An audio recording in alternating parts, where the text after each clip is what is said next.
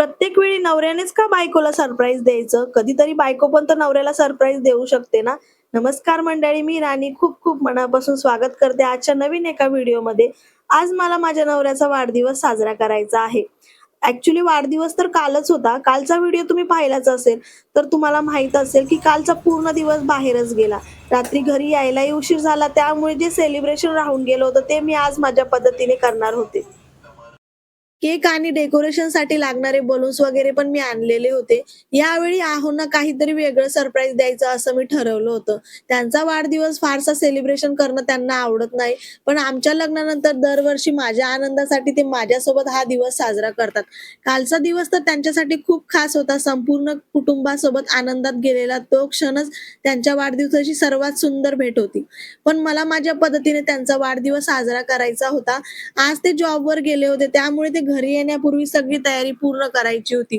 मी balloons फुगवत होते आणि माझं बाळही पप्पांचा बर्थडे म्हणून उत्साहाने माझी मदत करत होती. तिच्या त्या छोट्या-छोट्या हालचाली आणि चेहऱ्यावरचा आनंद पाहून माझा उत्साह आणखी वाढत होता.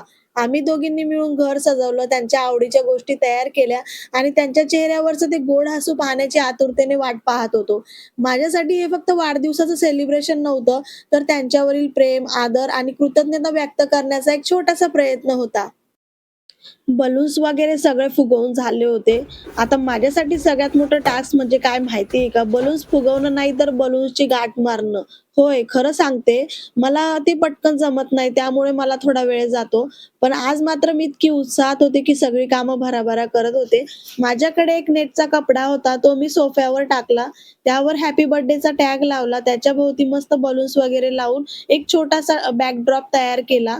सगळं सजवताना माझ्या डोळ्यासमोर फक्त त्यांचा आनंदी चेहरा दिसत होता. प्रत्येक बलून, प्रत्येक छोटंसं डेकोरेशन मी खूप प्रेमाने लावत होते. घरात हळू-हळू वाढदिवसाचं वातावरण तयार होत होतं आणि माझं बाळही माझ्यासोबत उत्साहाने मदत करत होती. आम्ही दोघी मिळून त्यांच्या स्वागतासाठी एक सुंदर सरप्राईज तयार करणार होतो. मनात सतत एकच विचार होता, दार उघडून ते आत येतील आणि हे सगळं पाहून त्यांच्या चेहऱ्यावरचं उमटणारं हसू माझ्यासाठी त्या दिवसातील सर्वात सुंदर भेट असणार होती.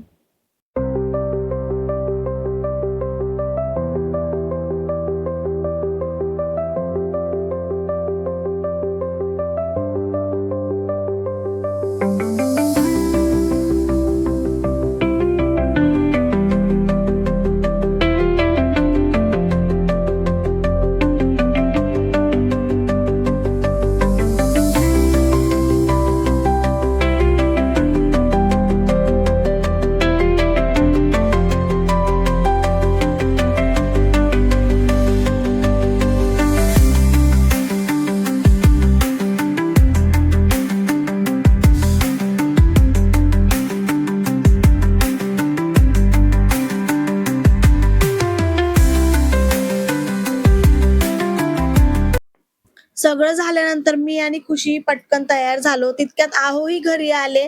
ते आले आणि इथेही माझ्यासोबत एक पोपट झाला. अगदी माझ्या भावाच्या अॅनिव्हर्सरीच्या दिवशी झाल्यासारखंच एक छोटंसं मजेशीर प्रकरण घडलं. मी जे पार्टी पॉपर्स आणले होते ना, ते काही केल्या फुटतच नव्हतं. आम्ही सगळे त्याची वाट बघत होतो, पण अचानक ते एकदम फुटलं आणि त्यातून रंगीबिरंगी पेपर सगळीकडे उधळले. ते पाहून आहो पण खूप खुश झाले. त्यांच्या चेहऱ्यावरचा आनंद तर खूप बघण्यासारखा होता. खरं तर त्यांना अजिबात अपेक्षा नव्हती, की मी त्यांच्यासाठी असं काही प्लॅन केलं असेल. त्यानंतर मी आधीच तयार करून ठेवलेल्या गुलाबाच्या फुलांच्या पाकळ्या आणल्या. मग मी आणि माझ्या बाळाने मिळून त्या पाकळ्यांचा वर्षाव त्यांच्यावर केला. त्या क्षणी त्यांच्या चेहऱ्यावर जे हसू होतं, डोळ्यात जो आनंद दिसत होता, तो माझ्यासाठी खूप खास होता. त्यांनी कदाचित कधी विचारही केला नसेल, की त्यांची बायको त्यांच्यासाठी इतकं सुंदर आणि मनापासून सरप्राईज प्लॅन करू शकते. त्यांचा तो आनंद पाहून माझ्या सगळ्या मेहनतीचं चीज झालं. खरंच त्या क्षणी मला जाणवलं, की आपल्या आवडत्या माणसाच्या चेहऱ्यावर हसू आणण्यासाठी केलेला प्रत्येक छोटासा प्रयत्न किती मौल्यवान असतो. सगळी तयारी झाली होती. केक, डेकोरेशन बाकी सगळं अगदी रेडी होतं. फक्त आता केक कट करायचा होता. आहो पण ड्रेस चेंज करून आले. मग मी त्यांच्या गळ्यात बर्थडे बॉयचा सॅश घातला. त्यानंतर त्यांना एक सुंदर क्राऊनही घातला आणि सगळ्यात खास गोष्ट म्हणजे त्यांना वर्ल्ड बेस्ट हसबँडची ट्रॉफी दिली. ते पाहून ते खूपच आश्चर्यचकित झाले. मी त्यांच्यासाठी अशी काही खास भेट आणली असेल असं त्यांना अजिबात कल्पना नव्हती. त्यानंतर आम्ही तिघांनी मिळून खूप छान छान फोटोज काढले. त्या आठवणी कॅमेऱ्यात कैद करताना आमच्या चेहऱ्यावरचा आनंद अगदी ओसळून वाहत होता. मग केक समोर कॅन्डल लावली आणि वाढदिवसाचा क्षण साजरा केला. खरंच ते खूप आनंदी दिसत होते. मी मनापासून केलेलं सरप्राईज त्यांना इतकं आवडलं हे पाहून मलाही खूप समाधान वाटलं. आणि माझी खुशी ती तर नेहमीप्रमाणे केकचीच वाट बघत होती. तिचं सगळं लक्ष केककडेच होते. केक कधी कट करणार पप्पा आणि मला कधी खायला मिळणार हा एकच प्रश्न तिच्या चेहऱ्यावर दिसत होता. केक कट झाल्यानंतर मी आहोंना केक भरवला आणि मग थोडासा केक त्यांच्या गालावरही लावला. मग त्यांनीही मला केक भरवला आणि जरा जास्तच भरवला बरं का. त्यानंतर आमची छोटीशी खुशी मागे राहिली नाही. तिने पहिले स्वतः केक खाल्ला, त्यानंतर मग तिच्या मम्मी-पप्पांना तिने केक खाऊ घातला. त्या गोड क्षणांनी आमचं घर प्रेम आणि आनंदाने भरून गेलं. त्यानंतर मग मी आहोंना विचारलं, की "मी दिलेलं सरप्राईज तुम्हाला कसं वाटलं?" तेव्हा त्यांनी काय उत्तर दिलं हे माझ्या तोंडून नाही, तर आता तुम्ही त्यांच्याच तोंडून ऐका. खुशीचे पप्पा, तुम्हाला मी दिलेलं सरप्राईज कसं वाटलं? एकदम छान वाटलं. स्पेशली ही गोष्ट, the best, world best husband award. या दॅट्स कूल. आवड मला खूप छान आवडलं आणि स्पेशली हे पण आवडलं. फर्स्ट टाइम मी घातलेलं असं, मी याच्या अगोदर असं कधी घातलेलं पण नव्हतं. आणि हे पण भारी वाटलं मला. मस्त आहे. I am very happy. Thank you so much ते सरप्राईज दिल्याबद्दल. थँक्यू.